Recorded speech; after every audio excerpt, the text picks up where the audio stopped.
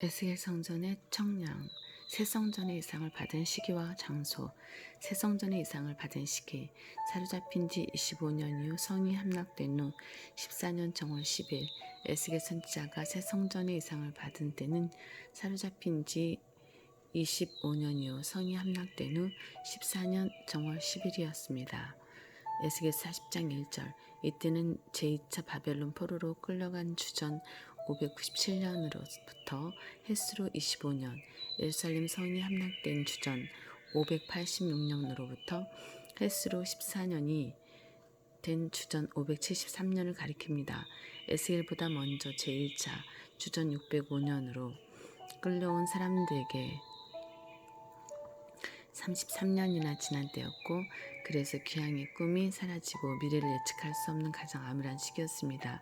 정월 10일 곧 그날에 에스겔 40장 1절. 에스겔에게 하나님의 권능이 임했습니다. 정월 10일은 유대력에서 아비볼 10일로 6월절 준비를 시작하는 날입니다. 이스라엘 백성은 정월 10일의 6월절에 바칠 흠없는 어린 양을 취하여 14일까지 간직하였다가 해질 때에 그 양을 잡습니다. 출애굽기 12장 2절에서 6절. 하나님은 출애굽을 기념하는 6월절 절기에 바벨론에서 포로로 살고 있는 이스라엘 백성에게 에스겔을 통해 새 성전의 이상을 보여주셨습니다. 하나님께서는 새 성전의 이상을 통해 과거에 이스라엘이 애굽에서 해방되었듯이 바벨론에서 포로로 있는 이스라엘 백성도 반드시 해방될 것을 알려주셨던 것입니다. 또한 정월 10일은 여호수아가 이스라엘 백성을 이끌고 요단강을 건너서 가나안에 들어간 날이었고, 여호수아 4장 19절. 에스겔 선지자가 여호야긴 왕과 함께 바벨론의 포로로 끌려온 날이기도 합니다. 역대하 36장 10절. 에스겔 40장 1절. 하나님께서는 에스겔 선지자가 포로로 잡혀온 그날에 에스겔 성전에 대한 계시를 주심으로 다시 돌아갈 날이 있다는 소망을 심어주셨습니다. 에스겔은 곧 그날에 라는 표현을 반복하고 있는데, 그날에는 히브리어 하욤 하제로 바로 그날이라는 뜻입니다. 이것은 에스겔 선지자 자신이 도저히 잊을 수 없는 날, 그가 바벨론의 포로로 끌려온 날을 강조하는 것입니다. 이 모든 하나님의 섭리를 통해서 에스겔 선지자는 바벨론의 포로 생활 중에도 하나님께서 반드시 이스라엘 백성을 해방시켜 가나안 땅으로 돌아가게 해주실 것을 소망하였을 것입니다. 이상을 받은 장소, 이스라엘 땅으로 데려가셔서 극히 높은 산 위에 하나님께서는 에스겔 선지자를 이스라엘 땅으로 데려가셔서 극히 높은 산 위에 내려놓으셨습니다. 에스겔 40장 1절에서 2절. 우리가 사로잡힌 지 25년 이후 성이 함락된 후 14년 정월 10일 곧 그날에 여호와의 권능이 내게 임하여 나를 데리고 이스라엘 땅으로 가시되, 하나님의 이상 중에 나를 데리고 그 땅에 이르러 나를 극히 높은 산 위에 내려놓으시는데, 거기서 나무로 향하여 성읍 형상 같은 것이 있더라. 첫째, 이스라엘 땅입니다. 하나님께서는 에스겔 선지자를 이스라엘 땅으로 데려가셨습니다. 에스겔 40장 1절, 에스겔 38장 12절에서 이스라엘 땅을 세상 중앙이라고 말씀하고 있습니다. 에스겔서 5장 5절에서도 이것이 곧 예루살렘이라 내가 그를 이방인 가운데 두어 열방으로 둘러있게 하였거늘 이라고 말씀하고 있습니다. 에스겔서 5장 7절 14절에서 15절. 이스라엘 땅은 지리적으로 볼 때 유럽과 아시아와 아프리카 가 만나는 중앙지역에 위치하고 있습니다. 그러나 이스라엘이 세상의 중앙이라는 것은 단지 지리적인 위치를 말씀한 것이 아닙니다. 이스라엘은 하나님 나라를 건설하기 위하여 교두보로 세운 나라이며, 거기에 온 우주 중심이신 하나님께서 임재하시기 때문에 이스라엘이 세상의 중심인 것입니다. 모세 시대에 이스라엘 백성은 광야의 성막을 중심으로 천막을 치고 그 사방에 진을 배치하였습니다. 민수기 2장 2절에서 이스라엘 자손은 각각 그 기와 그 종족의 기호 곁에 진을 치되 해막을 사면으로 대하여 치라라고 말씀하고 있습니다. 이스라엘 백성에게 성막이 중심이 된 것은 그곳에 하나님께서 임재하시기 때문입니다. 출애굽기 40장 34절에서 35절. 그러므로 오늘날에도 하나님께서 임재하시는 교회가 영적으로 세상의 중심이 되는 것입니다. 둘째, 하나님께서 임재하시는 산입니다. 에스겔이 본 새 성전은 극히 높은 산, 에스겔 40장 2절 산 꼭대기에 에스겔 43장 12절에 있습니다. 극히 높은 산은 구약 성경에서 시온산을 가리킵니다. 시온산은 높은 산으로 불렸습니다. 시편 48편 2절, 이사야 33편 5절에 여호와께서는 지존하시니 이는 높은 데 과심이요 공평과 의로 시온에 충만케 하심이라고 말씀하고 있습니다. 또한 이사야 40장 9절에서 아름다운 소식을 시온에 전하는 자여 너는 높은 산에 오르라 라고 하였으며 에레미야 31장 12절에서는 시온의 높은 곳이라고 말씀하고 있습니다. 그러나 시온산이 실제로 주변의 산들보다 높은 것은 아닙니다. 시온산이 높은 곳은 그곳에 가장 높으신 하나님께서 거하시기 때문입니다. 시편 9편 11절에서 너희는 시온에 거하신 여호와를 찬송하며 그 행사를 백성 중에 선포할지어다 라고 하였으며 시편 99편 2절에서는 여호와께서 시온에서 광대하시고 모든 민족 위에 높으시도다 라고 말씀하고 있습니다. 에스겔 성전이 가장 높은 산꼭대기에 위치한다는 것은 그곳에 하나님께서 임재하심을 의미합니다. 그래서 에스겔 성전이 있는 성읍의 이름은 여호와 산마로 여호와께서 거기 계시다라는 뜻입니다. 에스겔 48장 35절 하반절에서 그날 후로는 그 성읍의 이름을 여호와 산마라 하리라 라고 말씀하고 있습니다. 하나님께서는 이 새 성전에서 말씀을 가르치실 것입니다. 새 성전은 모든 산 꼭대기에 굳게 서고 모든 작은 산 위에 뛰어나며 만방이 그리로 몰려들 것입니다. 이사야 2장 2절, 미가스 4장 1절, 이는 세상 마지막에도 하나님께서 세계 열방을 새 성전으로 불러 모으시겠다는 선포입니다. 이사야 11장 9절, 하박국 2장 14절, 마태복음 24장 14절, 31절, 28장 19절에서 20절 하나님께서는 말씀하셨으므로 반드시 이 말씀을 이루실 것입니다. 이사야 42장 9절, 48장 3절, 55장 11절, 에스겔 12장 25절, 28절, 셋째 가장 거룩한 곳입니다. 에스겔 43장 12절에 산꼭대기 지점의 주인은 지극히 거룩하리라 라고 하신 말씀대로 극히 높은 산은 지성소가 있는 거룩한 장소입니다.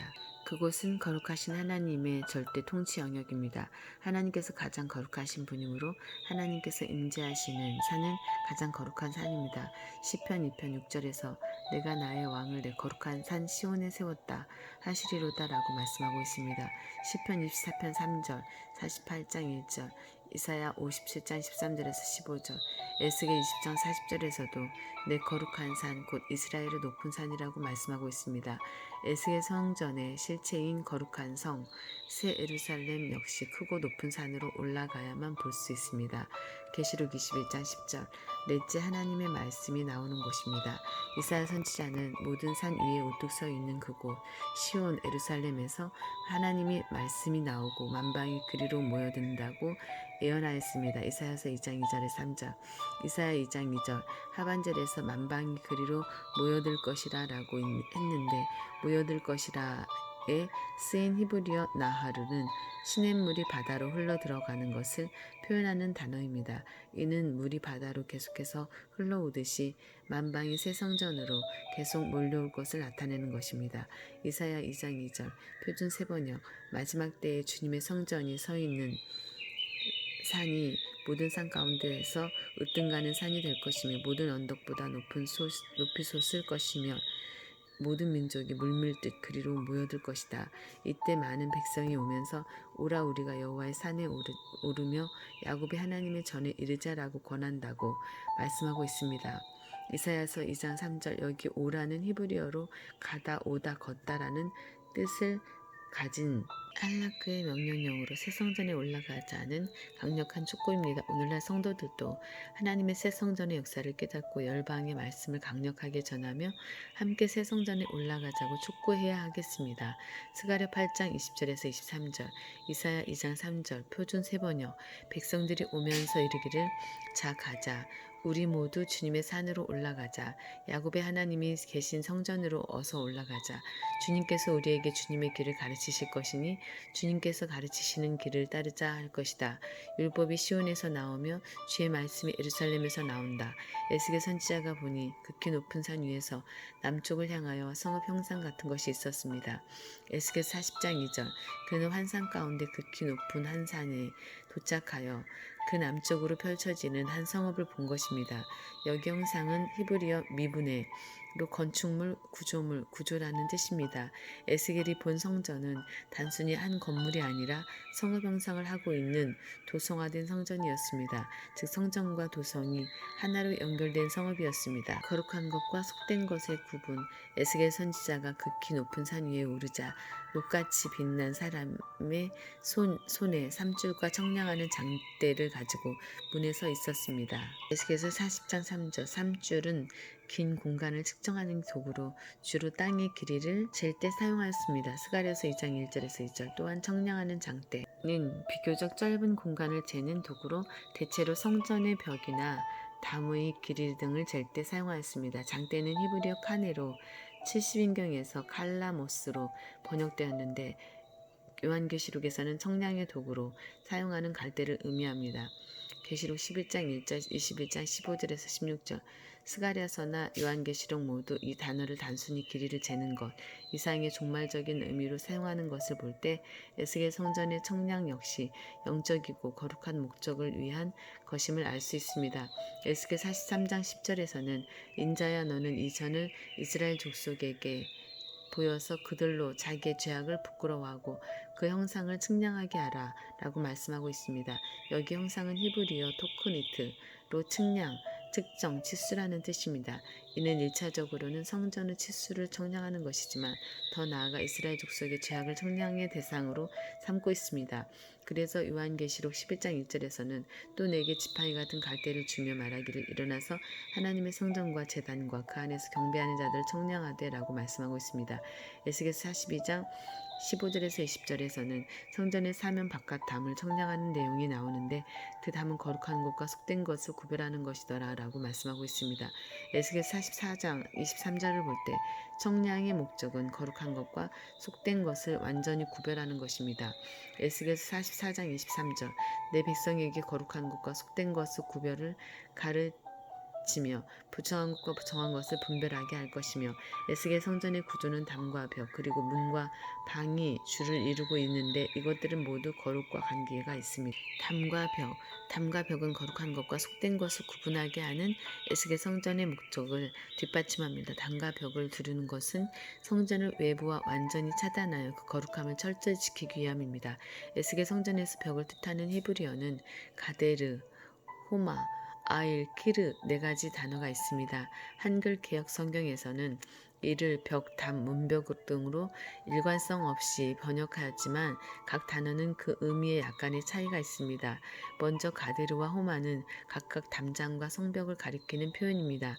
가데르는 비교적 얇은 벽으로 담으로 둘러싸고 있는 안쪽을 보호하는 역할을 강조하며 에스겔서 42장 7절, 민수기 22장 24절, 시편 80편 12절, 이사야 5장 5절, 호세아서 2장 6절, 에스겔서 42장 12절, 게데라로 기록, 호마는 두꺼운 담으로 지역의 구분을 강조합니다. 에스겔 40장 5절, 42장 20절, 출애굽기 14장 22절, 레위기 25장 29절, 역대하 8장 5절, 25장 23절, 에스겔 26장 4절, 아모스 1장 7절, 나훔 3장 8절, 스가랴서 2장 5절, 아일은 벽기둥 이라는 의미로 건축물의 벽에서 앞으로 약간 돌출되게 나와 있고 전체 건물을 지탱하는 구조물을 가리킵니다.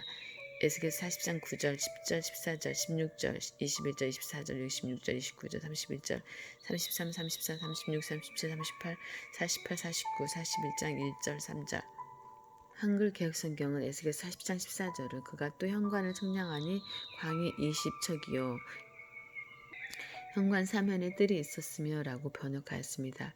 여기 현관은 아일로 벽기둥이 올바른 번역이며 20척은 원어로 볼 때 60척이 올바른 번역입니다. 에스겔 40장 7절에는 히브리어 아일이 없지만 문지기 방 사이의 5척 길이의 벽에 대해서 말씀하고 있습니다. 키르는 건축물 내부의 넓은 벽면을 가리키는 표현입니다.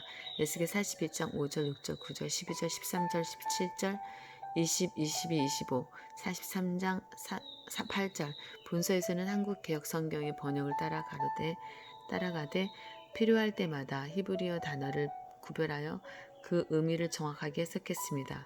담과 벽, 성전의 사면담, 호마, 에스겔 40장 5절 두께 1장대 길이 각 500척 266m 문지기방 사이벽 아일 겔 에스겔서 40장 7절 10절 16 21 24 29 33 36 장대 1장대 5척 2.66m 문간의 현관문벽 아일 에스겔 40장 9절 14 16 20 31 34 37 38 메주자트 하사르 에스겔서 46장 2절 2.5척 1.33m 2척 1.064m 성전 문 현관 좌우벽 아일 에스겔 40장 48절 3척 5척 3척은 1.596m 5척은 2.66m 성소 문벽 아일 에스겔 40장 49절 41장 1절 6척 3.192m 5척 2.66m 내전 문통 벽 아일 에스겔 41장 3절 2척 1.06m 7척 3.72m 성소 내벽 키르 에스겔 41장 5절에서 6절 17절 20절 6척 3.192m 4척 2.128m 성소의 벽 키르 겔 에스겔서 41장 9절 5척 2.66m 없음 시편뜰 서쪽 구역 뒤 건물 후 사면벽 5척 2.66m 광 70척 37.24m 장 90척 47.88m 바깥들로 향한 방의 바깥담 가데르 겔 42장 7절 50척 26.6m 사면 바깥담 호마 에스겔 42장 15절에서 20절 각 500장대 3,000척 1.596m 문은 성전으로 들어올 자격자를 구별하는 곳입니다. 에스겔 성전에서 문의 히브리어는 샤하르, 샤프, 사프, 페타흐, 델레트, 엘람, 울람 5가지 단어가 쓰였습니다. 사하르는 성문이라는 의미로 성전의 복합적인 문간, 건물 전체의 그 양쪽의 빈 공간을 가리키는 표현입니다. 한글 개혁성경은 이를 문간이라고 번역하였습니다. 따라서 샤하르는 단독으로 사용할 때는 바깥들과 안뜰에 있는 문간, 건물 전체를 가리키며 다른 단어와 결합되어 사용할 때는 각 문간 건물 내부의 문의 통로, 문통, 문의 입구 등을 의미합니다. 특히 각 문간에는 좌우 3개씩 총 6개의 문지기방이 설치되어 한시도 소홀함 없이 성전에 거룩을 지키도록 하였습니다. 구체적으로 문간은 바깥들에서 동향한 문간, 북향한 문간, 남향한 문간, 그리고 안뜰에서 남향한 문간, 동향한 문간, 북향한 문간까지 총 6개가 있었습니다. 에스겔 40장 6절에서 37절 사프, 문통, 문이라는 의미로 문짝이 설치되어 여닫을 수 있는 구조의 문간의 통로부를 가리킵니다. 에스겔 40장 6절, 7절, 41장 16절, 43장 8절 문지방, 페타흐는 열다라는 의미의 파타흐에서 유래하여 문짝의 유무와 상관없이 폭넓게 출입구를 가리킵니다. 에스겔 40장 11절, 13절, 38, 40, 41장 2절, 3절, 11, 17, 20, 42장 2절, 4절, 12, 11, 12, 46장 3절, 47장 1절 제사장의 거룩한 방으로 들어가는 통행구 역시 페타흐로 북향과 남향에 하나씩 있습니다. 에스겔 42장 9절에서는 들어감이라는 뜻의 마보를 사용, 또한 성소의 골방으로 들어가는 문 역시 페타흐로 북쪽과 남쪽에 각각 한 개씩 있었습니다. 에스겔 41장 11절 텔레트는 지부문이나 방음문, 성문을 표현하는 단어로 문짝이 있는 여닫는 문을 가리킵니다. 성소와 지성소로 들어가는 입구에 설치된 접치는 두 문짝을 가리킬 때 이 단어가 사용되었습니다. 에스겔 41장 23절 24, 25 엘람, 울람 은 주로 기둥이나 벽기둥으로 둘러싸인 현관을 가리킵니다. 40장 7, 8, 9, 15, 16, 21, 22, 24, 25, 26, 29, 30, 31, 33, 34, 36, 39, 40, 48, 49, 41장 15절, 25절, 26절, 44장 3절, 46장 2절, 8절 방, 에스겔 성전에는 유독 방이 많이 등장합니다. 방은 성전 제사를 위해 섬기는 자들에게 주어지는 것으로 큰 방에서 작은 방에 이르기까지 모든 방은 거룩을 지키는 사명을 수행하는 장소입니다. 히브리 원문으로 보면 리시카, 타, 젤라 등 여러 단어가 쓰이고 있습니다. 리시카는 벌렁 드러눕다, 몸을 내던지다라는 뜻의 라사크에서 유래하여 성전 안에 있는 방, 수도실, 성스러운 용도를 위한 홀을 의미합니다. 스루바벨 성전에서 이 단어는 창고, 에스더서 8장 29절, 느헤미야서 10장 38절에서 39절, 골방, 에스라서 창고, 에스라 8장 29절, 느헤미야 10장 38절에서 39절, 골방 에스라 10장 6절, 느헤미야 13장 4절에서 5절, 8절에서 9절의 뜻으로 사용되었으며 에스겔 성전에서는 성전 제사와 관련된 방을 가리킬 때에 사용되었습니다. 에스겔 40장 17절, 38, 44, 45, 46, 41장 10절, 42, 1, 1, 4, 5, 7, 8, 9, 10, 11, 12, 13, 44장 19, 45장 5절, 46장 19절. 타는 구분하다라는 뜻의 타아에서 파생된 단어로 방, 문지기 방이라는 의미를 가지고 있습니다. 이 단어는 에스겔 성전 문간에 있는 문지기 방을 가리킬 때 사용되었습니다. 에스겔서 40장 7절, 10절, 12, 13, 16, 21, 29, 33, 36. 첼라는 한쪽으로 기울다라는 뜻을 찰라에서 유래하여 갈비뼈, 옆곁이라는 뜻을 가지고 있으며 건물을 두르는 형태의 외곽 골방, 옆방, 겹방을 가리키는데 사용되었습니다. 에스겔 41장 5절, 6절, 7절, 8절, 9절, 11절, 26절. 에스겔 성전의 방들을 정리하면 다음과 같습니다. 방 이름 문지기 방, 에스겔 40장 7절, 10절, 12절, 16절, 21, 29, 33, 36, 36개 장 6척, 광 6척, 위치와 각 방의 어원, 문간마다 복도 좌우에 각각 3개씩 총 6개가 있었으며 에스겔 40장 7절, 10절, 21절 바깥뜰 문간 동북남과 안뜰 문간 남동북 모두 6개씩 총 36개였다. 에스겔 40장 10절, 20절에서 21절, 24절, 28절에서 32절에서 33절, 35절에서 36절 방에 해당하는 히브리어 타는 어원 타하에서 파생되었다. 타하는 구분하다라는 뜻이다. 방의 기능과 특징, 전 문을 맡아 수직하기 위해 세움을 입은 문지기들이 사용한다. 에스겔 44장 11절 14절, 계시록 21장 27절 방 앞에 퇴가 있고 에스겔 40장 12절 닫힌 창이 있다. 에스겔 40장 16절 박석 깔린 유방 30개 크기 없음.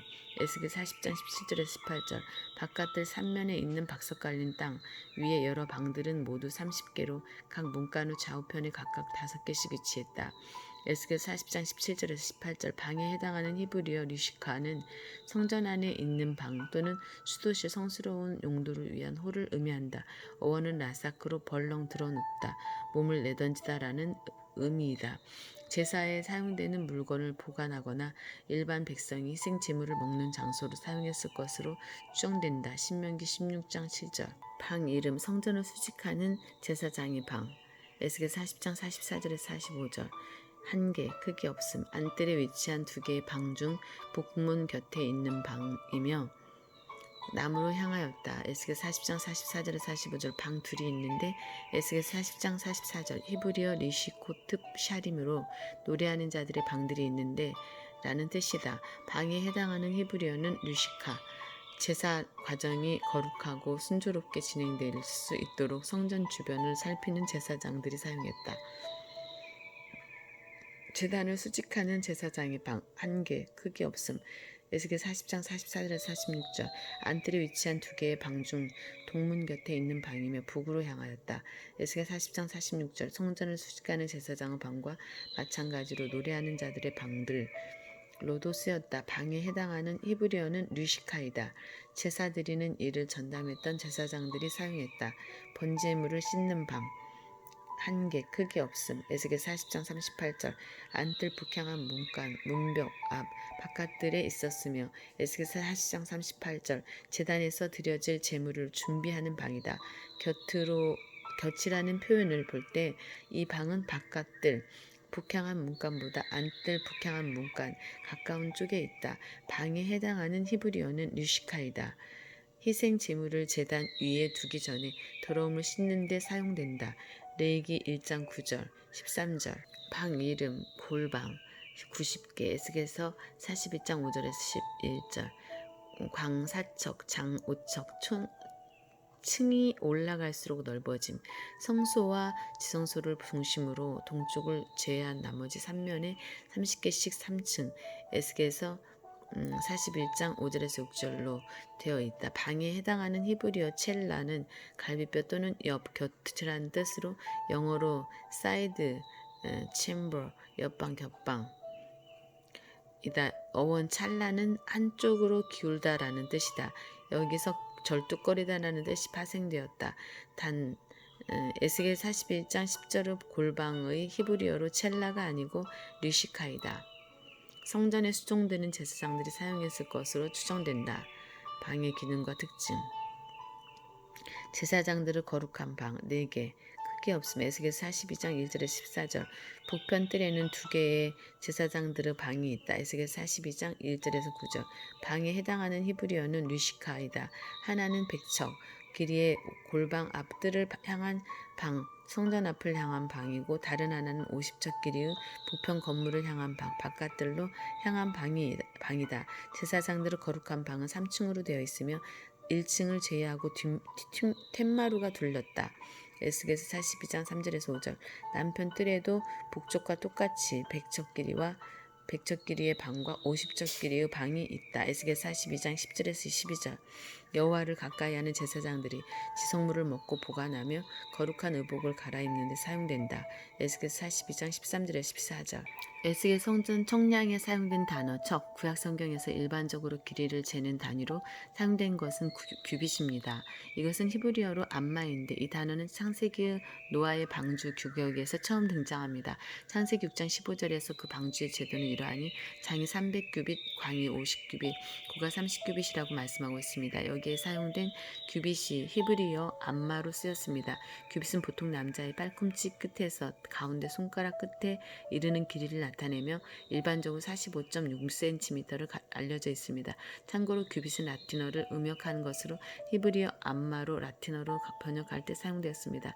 에스겔 성전에서 길이를 재는 단위로 사용된 척, 한글 개역성경의 표현은 1규빗 45.6cm의 한 손바닥의 길이 7.6cm를 더한 것으로 약 53.2cm 정도입니다. 그래서 에스겔서 40장 5절에서 그 장이 팔꿈치에서 손가락에 이르고 한 손바닥 넓이가 더한 자라고 말씀하고 있습니다. 그런데 에스겔 성전의 척 역시 히브리어로 동일하게 암마입니다. 에스겔 성전에 나오는 암마 일암마 53.2cm와 성경에 나오는 일반적인 암마 1규빗 45.6cm를 구분하기 위하여 에스겔 성전에 사용된 암마는 척이라고 부르고 일반적인 규빗은 작은 규빗 암마라고 부릅니다. 히스기야의 수로 왕하 20장 20절, 대하 32장 2절에서 4절, 30절에서 발견된 실로암 비문에서는 수로의 길이를 1200규빗으로 기록하고 있습니다. 이를 근거로 당시 일반적으로 사용된 한 규빗은 약 18인치 45.6cm 정도였음을 알 수 있습니다. 그러나 고대 근동 지역에서는 일반적인 규빗과 왕실이나 성전용 규빗을 다르게 사용했습니다. 왕실이나 성전에서는 일반 규빗보다 한 손바닥을 더한 크기의 왕실 규빗, 한 큰 규빗을 사용하였습니다. 에스겔 성전에 사용된 척은 일반 규빗보다 긴 왕실 규빗을 가리킵니다. 두 번째 장대, 1장대는 척 큰 임마의 1장대는 이 6개가 모여서 척이 6개가 모여서 이루어집니다.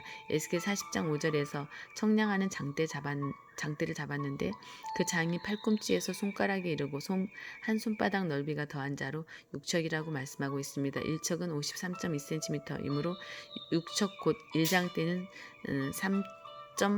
3.192m입니다.